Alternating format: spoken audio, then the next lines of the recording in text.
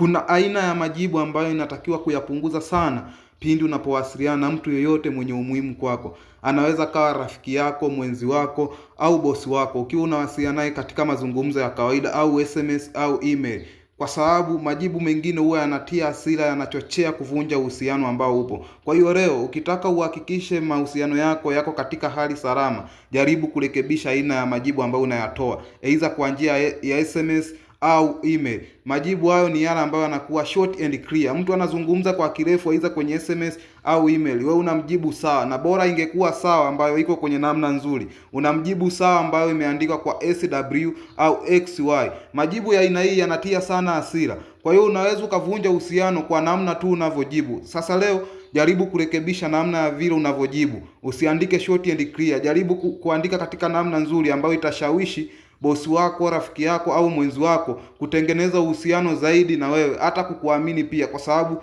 ukiwa unajibu vizuri ataamini huyu mtu yuko smart, kuliko unajibu kihunihuni tu.